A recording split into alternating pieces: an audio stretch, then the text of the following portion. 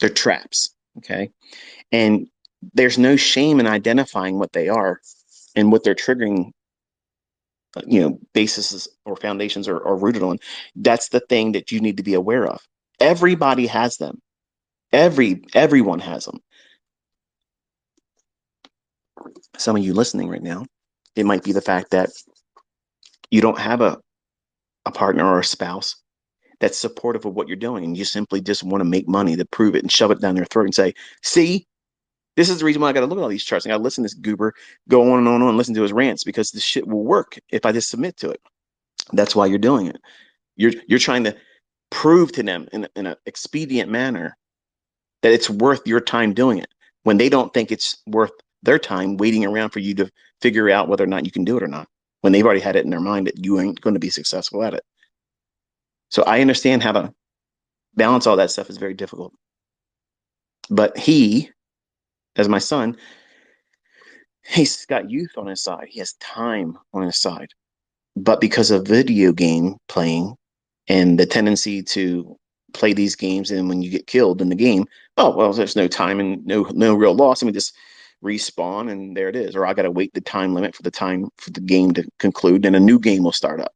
So that's the mindset that he has, and that to me is why I think viewing trading as a video game is the stupidest fucking idea anybody could ever employ, because it tricks you into thinking, well, all I got to do is respawn. You can do that when you're doing market replay. You can do that when you're demo trading. But when you're trying to do something like a combine, if it's a funded account approach that you're going, or if you're trying to trade with real money, whether it be a lot of money or a little bit of money, those rules don't apply. You have to treat this like a business.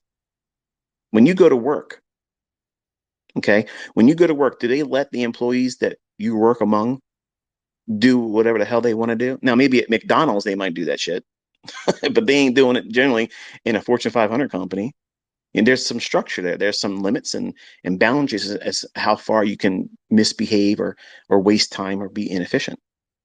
And you are the boss. You're the CEO. You are the human resource manager. You're in charge of everything of you incorporated.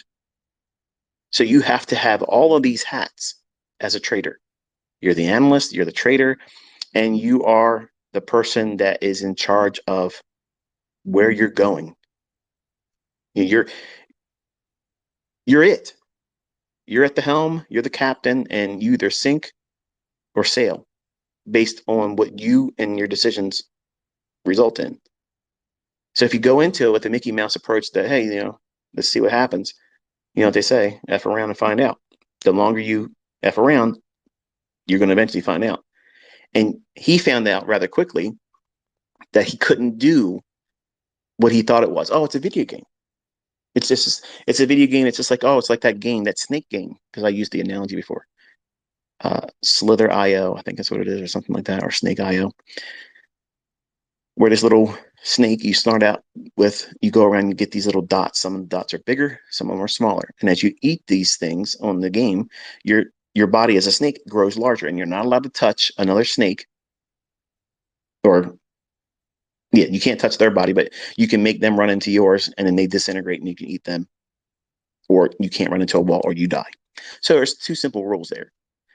The larger you get, the harder it gets. That's the same thing with trading. The things that you can do with a very small account, you can be very nimble with a very small account, less than 50,000, less than $100,000. You can do a whole lot of stuff with an account like that.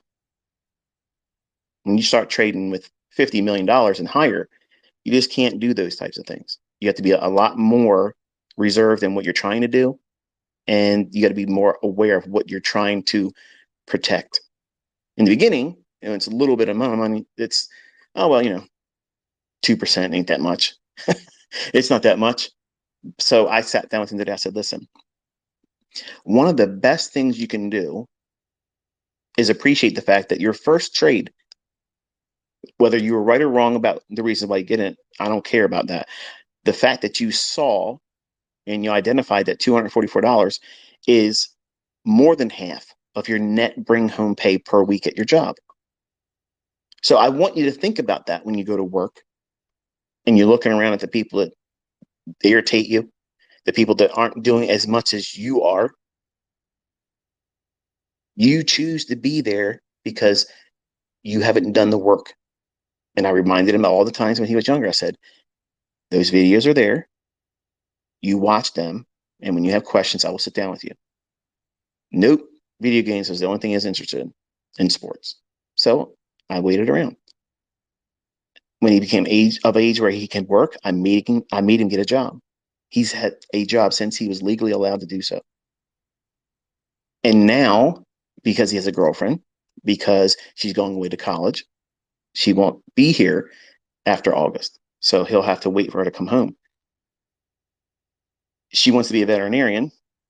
And here he is working the typical teenager job. And he feels even more pressure on what he did not do correctly. So he has all those things swirling in his head.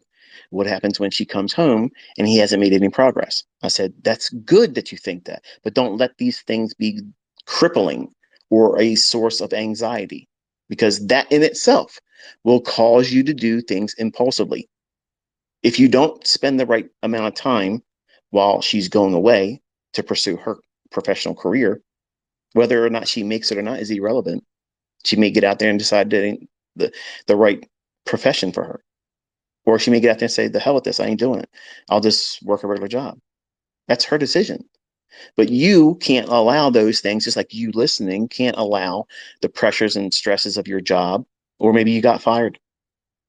Maybe you've been made redundant and you don't have a job right now and you're between gainful employment. And that's stressful. In that event, you shouldn't be trying to trade. Just practice, because you're not going to do the right things in that state of mind, because you're going to try to do anything you can to make yourself feel better about the situation you're in and just feel like, oh, why am I worried about all this? I can make $1,000 in one day trading, over leveraging without a stop loss, and just get lucky gambling. You won't say it that way, but that will be the reality of it if you're right, if you're correct about trading in those conditions. So when I sat down with him today and told him, I said, listen, we're going to think about how a $50,000 account. I know you said you were going for that $150,000 account. Okay. And you were trying to prove to dad you were going to go on the internet and piss all over my trolls and like you have to defend me, which you don't. I want you to think about a $50,000 account. And I want you to think about 1.5% risk of that. That's the highest you can ever go. You can never go above 1.5%. Now, if you go out and look at these funded accounts, they allow you more than that. Not by much. I think it's like 2%, but I told him you are not allowed to go over 1.5%. Because if you go over 1.5%, you failed. In my eyes, I'm your dad. I'm telling you, you fucking failed. Not just I messed up. You fucking failed. You took that on. You did it yourself. You chose to fail. It didn't happen to you. You chose it.